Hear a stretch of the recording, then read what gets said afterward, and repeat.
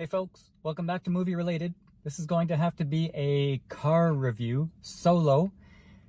Don is taking forever to get back from his cruise. He's missing the review of a movie called Jungle Cruise.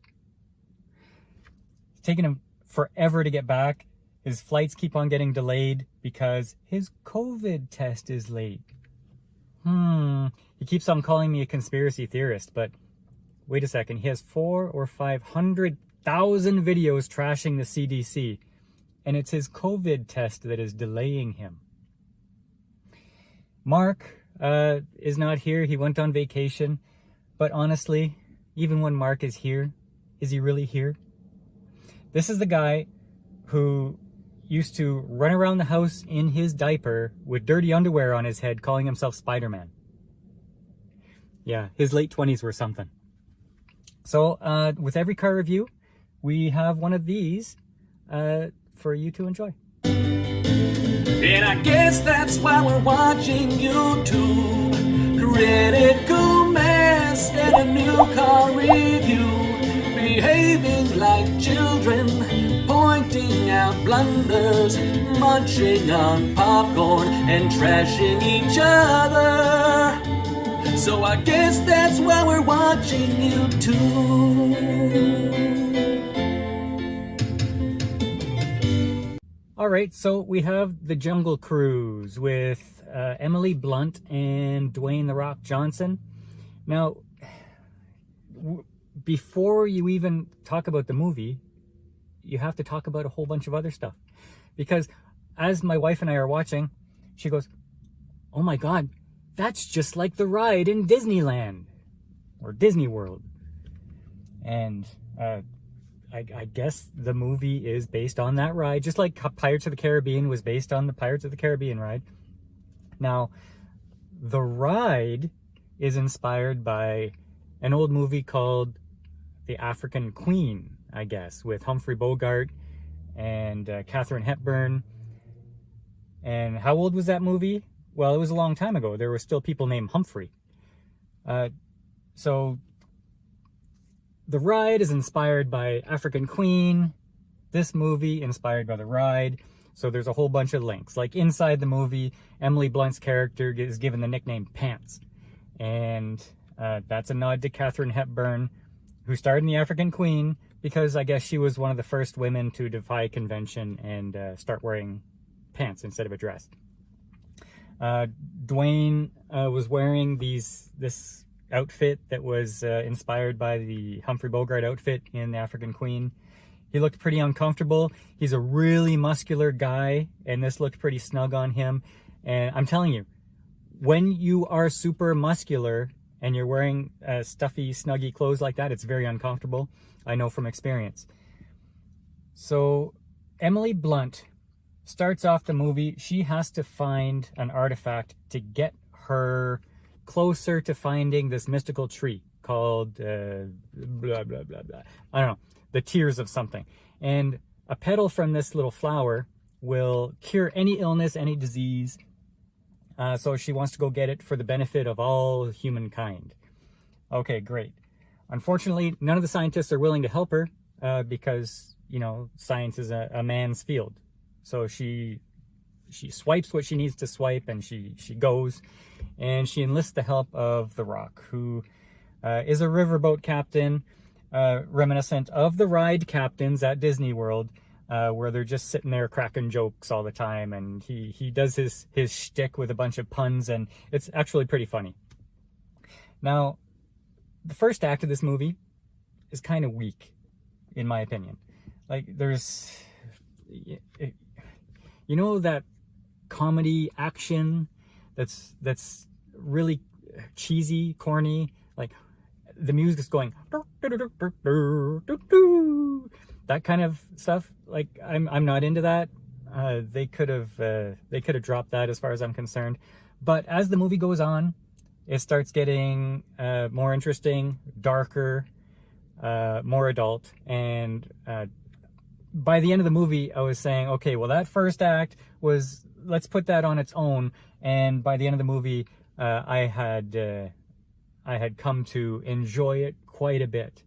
If you're talking about what kind of movie is this? Well, it's a cross between Raiders of the Lost Ark, Pirates of the Caribbean, and unfortunately, because of the first act, I'm going to say Dr. Dolittle, or Doolittle with Robert Downey Jr. That was the weak part.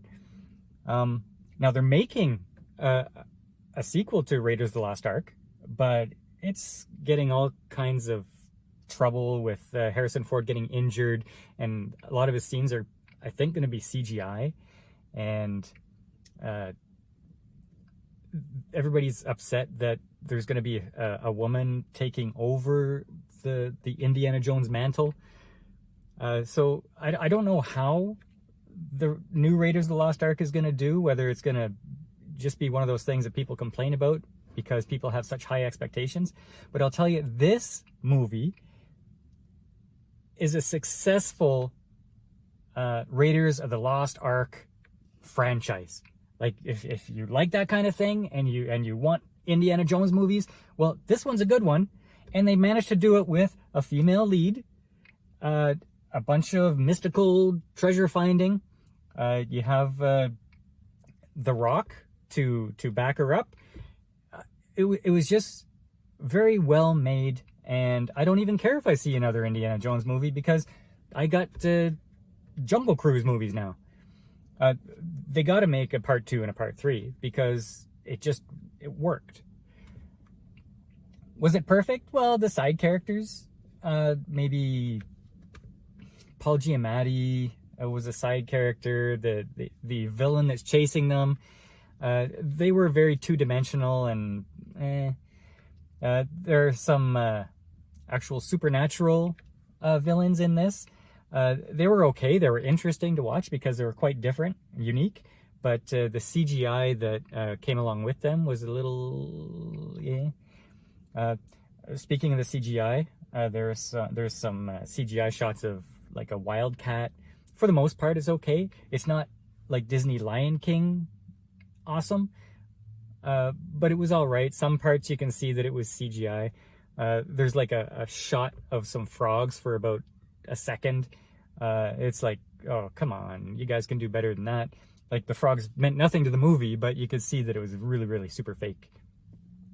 So Emily Blunt didn't actually want to do this movie. She turned it down several times because she was tired from doing Mary Poppins and A Quiet Place 2. She was exhausted. And then The Rock sent her a personal message saying, no, you're the perfect person for this movie. Come do the movie. And so she finally accepted, and she came and did it. And for an exhausted person, they had her zipping around doing everything. She was running, hopping, dangling, swimming, climbing, fighting. She was doing everything in this movie. So she did not get a break, but she was perfect for the role. Like, I don't know, when I heard that The Rock said that, oh, I need Emily Blunt, I'm saying, why? Why is she perfect for the role? I don't know. I don't understand. But she actually was. She was a good counterpart to The Rock. The Rock usually steals the show, but Emily Blunt was just as interesting, and the chemistry on screen was unstoppable. Like, it was awesome. Now, it wasn't a perfect movie, but it was really good. Like, they have these South American natives. They were a riot. I loved them. Especially the chief. Well, I don't want to spoil anything. But yeah, the plot itself is generic, but there's actually a revelation, a character revelation in the movie that caught me completely off guard. So that was awesome. I would give this movie a 7 out of 10. It is a Disney movie, so it's on Disney Plus. Give it a shot. I think you'll enjoy it. I enjoyed this more than the second Jumanji movie. If you like rock movies, this one was better than the second Jumanji, in my opinion. My wife liked it. Yeah. Okay, so thumbs up for Jungle Cruise. Thanks for coming and watching a solo car review. We'll finish it off with Mark again, and we'll see you next time on Movie Related. And I guess that's why we're watching YouTube. Critical mass and a new car review. Behaving like children. blunders, munching on popcorn and trashing each other.